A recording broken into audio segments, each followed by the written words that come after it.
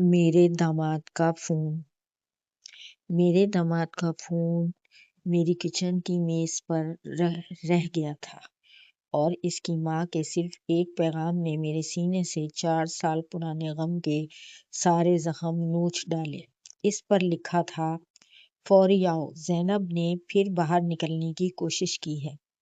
زینب، میری بیٹی، میری مرادوں والی بیٹی، وہ بیٹی جسے میں نے ایک بند تابوت میں دفنا دیا تھا کیونکہ میرے داماد نے کہا تھا کہ حادثے نے اسے ناقابل شناخت کر دیا ہے۔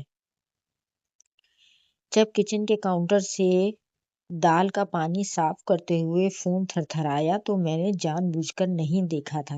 میں اپنی بیٹی کی تصویر کی قسم کھا کر کہتی ہوں میرا ایسا کوئی ارادہ نہیں تھا، لیکن اسکرین پر میری سمدھن کا نام چمکا اور پھر وہ پیغام نمودار ہوا، فوری آؤ، زینب نے پھر باہر نکلنے کی کوشش کی ہے۔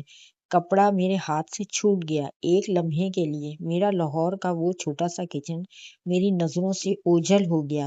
پریشر کوکر کی سیٹی بج رہی تھی، دیوار پر لگی گھڑی ٹک ٹک کر رہی تھی، الائچی والی چائے کی خوشبو ہوا میں بھاری ہو رہی تھی اور میں وہاں میز کا کنارہ پکڑے کھڑی تھی، خود کو گرنے سے بچانے کی ناکام کوشش میں۔ زینب، میری معصوم بچی جو دونوں کلائیوں میں کانچ کی چوڑیاں پہن کر گھومتی تھی، میری وہ لاڈلی جو گھر میں بھاگتے ہوئے داخل ہوتی اور چلاتی، امی مجھے بہت بھوک لگی ہے۔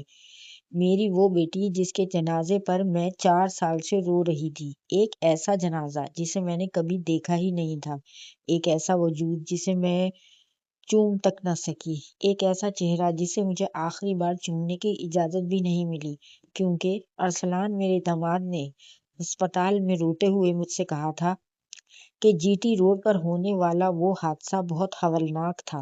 امی، خدا کے لیے انہیں اس حالت میں مت دیکھیں، اس نے ایمرجنسی وارڈ میں سسکیاں لیتے ہوئے کہا تھا۔ اس کی ماں پروین بیگم نے تدفین کے وقت میرے کندھے تھامے تھے، اس کا وہ ہنستا مسکراتا چہرہ یاد رکھو، انہوں نے سرگوشی کی تھی، ایک ماں کے لیے یہی بہتر ہے۔ میں نے ان کا یقین کر لیا، خدا مجھے معاف کرے، میں نے ان کی ہر بات پر یقین کر لیا۔ 4 سال تک میں زینب کی فریم شدہ تصویر کے سامنے مغرب کے بعد دعا کرتی رہی۔ 4 سال تک میں ایک قبر پر تازہ گلاب کی پتیاں ڈالتی رہی۔ 4 سال تک میں خدا کا شکر ادا کرتی رہی کہ اس نے مجھے اتنا فرما بردار داماد دیا۔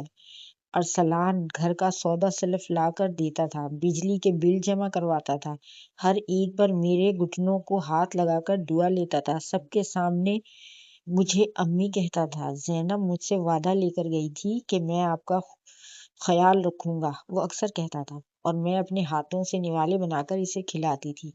مگر آج صبح اس کا بھولا ہوا فون مجھے بتا رہا تھا کہ میری بیٹی مری نہیں تھی، اسے قید رکھا گیا تھا۔ اسکرین دوبارہ روشن ہوئی، پروین بیگم کا ایک اور پیغام تھا، جلدی کرو ارسلان، اگر تمہاری ساس پوچھے تو کہہ دینا کہ آج بہت مصروف ہو، لڑکی تمہارا نام پکار پکار کر چیخ رہی ہے۔ لڑکی؟ زینب نہیں، بہو نہیں، صرف لڑکی۔ میری ٹانگوں کی جان نکل گئی۔ میں نے کانپتی انگلیوں سے فون اٹھایا اور چیٹ کھولی۔ وہاں کچھ دھندلی تصاویر تھی، ایک اسٹیل کی پلیٹ جس میں سوکھی روٹی اور پتلی دال تھی، نیند کی گولیوں کا ایک خالی پتا، ایک لوہے کا دروازہ جسے اندر سے ناخنوں سے کھروچا گیا تھا۔ پھر میں نے وہ تصویر دیکھی جس نے میری روح کے ٹکڑے ٹکڑے کر دیے، ایک کمزور سا ہاتھ ایک چھوٹی سی شیشے کی کھڑکی پر ٹکا ہوا تھا، کلائی پر کالے دھاگے کا وہ کڑا تھا جس میں ایک چھوٹا سا سونے کا موتی پرویا ہوا تھا، وہی کڑا جو میں نے زینب کی 25ویں سالگرہ پر اس کے ہاتھ پر باندھا تھا، وہ کڑا جس کے بارے میں ارسلان نے قسم کھائی تھی کہ وہ حادثے کی آگ میں جل کر راکھ ہو چکا ہے۔ اس سے پہلے کہ میرے حلق سے چیخ نکلتی، میں نے اپنا منہ ہاتھ سے دبا لیا۔ اسی وقت باہر گاڑی کے ہارن کی آواز گونجی، ارسلان واپس آ چکا تھا۔ یقیناً اسے اپنا فون یاد آ گیا تھا۔ گھر کا مین دروازہ اسی چابی سے کھلا جو میں نے اسے اس وقت دے دی تھی جب میں اسے اپنا بیٹا سمجھتی تھی۔ امی، اس نے باہر سے شیریں آواز میں پکارا۔ میں اپنا موبائل بھول گیا تھا۔ میں نے میز کی طرف دیکھا، فون اب بھی میرے ہاتھ میں تھا۔ چیٹ کھلی ہوئی تھی۔ ارسلان اپنی اسی مانوس نرم مسکراہٹ کے ساتھ کچن میں داخل ہوا۔ پھر اس کی نظر فون کی اسکرین پر پڑی۔ اس کے چہرے کی مسکراہٹ لمحوں میں غائب ہو گئی۔ کیا آپ نے یہ پڑھ لیا ہے؟ مجھ سے بولا نہیں گیا۔ اس نے ایک قدم آگے بڑھایا۔ امی میری بات سنیں، کوئی بے وقوفی مت کیجیے گا۔ اس لمحے مجھے سب سمجھ آ گیا۔ وہ شخص جو قبرستان میں میرے ساتھ دھاڑے مار مار کر رو رہا تھا، وہ میری بیٹی کے لیے نہیں رو رہا تھا۔ وہ اس لیے رو رہا تھا تاکہ میں کوئی سوال نہ پوچھوں۔ کہاں ہے زینب؟ میں نے سرگوشی کی۔ ارسلان نے اپنے پاؤں سے کچن کا دروازہ بند کر دیا، آہستگی سے، اپنی نظریں مجھ پر جمائے ہوئے۔ آپ کو کوئی غلط فہمی ہوئی ہے؟ کہاں ہے میری بیٹی؟ اس کا پورا چہرہ بدل گیا۔ وہ غمزدہ معصوم رنوا کہیں غائب ہو گیا۔ وہ تمیزدار داماد جو عیدوں پر مٹھائیاں لاتا تھا، سیکنڈوں میں ختم ہو گیا۔ اس کی جگہ ایک سرد، خوفناک اور گھناؤنا انسان کھڑا تھا۔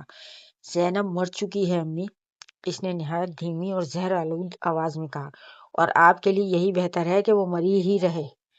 فون میرے ہاتھ میں پھر تھر تھرایا۔ اس بار پیغام نہیں تھا، کال تھی، پروین بیگم کی کال۔ ارسلان نے اپنا ہاتھ آگے بڑھایا۔ فون مجھے دیں۔ میں نے فون کو اپنے سینے سے بھینچ لیا۔ اس کا لہجہ مزید گہرا اور دھمکی آمیز ہو گیا۔ آپ نہیں جانتی کہ وہ اب کیا بن چکی ہے۔ خوف میرا راستہ روکتا اس سے پہلے ہی میرے انگوٹھے نے اسکرین کو سویپ کر دیا۔ میں نے کال اٹھا لی۔ 2 سیکنڈ تک صرف سانسوں کی آواز آتی رہی۔ پھر کسی تاریک اور دور دراز جگہ سے ایک کانپتی ہوئی ٹوٹی ہوئی آواز ابھری، امی اسے فون مت دینا۔ ارسلان کے ہاتھ آگے بڑھے ہوئے تھے۔ فون مجھے دیں۔ مگر دوسری طرف سے وہ آواز پھر آئی، امی پلیز مجھے یہاں سے نکال لیں۔ یہ زینب تھی، میری بیٹی زندہ تھی۔ میرا سانس رک گیا، مگر اسی لمحے میرے اندر کچھ بدل گیا تھا۔ 4 سال سے روتی ہوئی ماں ختم ہو گئی اور اپنی اولاد کے لیے لڑنے والی ماں جاگ گئی۔ میں نے فون مضبوطی سے پکڑا اور زور سے کہا، زینب کہاں ہو تم؟ دوسری طرف سے روتی ہوئی آواز آئی، امی اوپر والا کمرہ، پرانا فارم ہاؤس۔ اچانک کال کٹ گئی۔ ارسلان ایک دم میری طرف لپکا، لیکن اس سے پہلے کہ وہ فون جھپٹتا، میں نے زور سے کچن کے باہر آواز لگائی، مدد، بچاؤ۔ گلی میں شور سن کر 2 پڑوسی دروازے کی طرف بڑھے۔ ارسلان ایک لمحے کے لیے گھبرا گیا۔ میں نے اسی وقت پولیس کو کال کر دی۔ پہلے تو کسی کو یقین نہ آیا، 4 سال بعد دفنائی گئی عورت زندہ کیسے ہو سکتی تھی؟ لیکن فون میں موجود تصویریں، پیغامات اور کال ریکارڈ سب کچھ بول رہے تھے۔ جب پولیس فارم ہاؤس پہنچی تو وہاں ایک بند کمرہ تھا۔ دروازے پر اندر سے ناخنوں کے نشان تھے اور کمرے کے کونے میں ایک کمزور زرد چہرے والی لڑکی بیٹھی تھی۔ میرے قدم رک گئے۔ اس نے آہستہ سے سر اٹھایا۔ اس کی آنکھیں وہی تھیں، میری زینب۔ اس نے مجھے دیکھا، پھر بہت دھیمی آواز میں کہا، امی آپ واقعی آ گئی ہیں؟ میں دوڑ کر اسے گلے لگا لیا۔ 4 سال کے آنسو ایک لمحے میں بہہ گئے۔ بعد میں پتہ چلا حادثہ ہوا ضرور تھا، لیکن زینب نہیں مری تھی۔ حادثے کے بعد ارسلان اور اس کی ماں نے اسے ایک ذہنی مریض ثابت کر کے چھپا دیا تھا تاکہ اس کی جائیداد اور بینک اکاؤنٹس پر قبضہ کر سکیں۔ انہوں نے دنیا کو بتایا کہ زینب مر گئی اور زینب کو بتایا کہ دنیا اسے بھول چکی ہے، لیکن ایک چیز وہ بھول گئے تھے، ماں کبھی اپنی اولاد سے مکمل جدا نہیں ہوتی۔ کچھ دن بعد جب زینب میرے گھر کے صحن میں بیٹھی چائے پی رہی تھی تو اس نے اپنا وہی کالا دھاگا دیکھا۔ مسکرا کر بولی، امی آپ نے مجھے دفن نہیں کیا تھا، آپ نے میرا انتظار کیا تھا۔ اور اس دن مجھے سمجھ آیا، کبھی کبھی قبر پر پھول رکھنے سے پہلے سچ ضرور دیکھ لینا چاہیے۔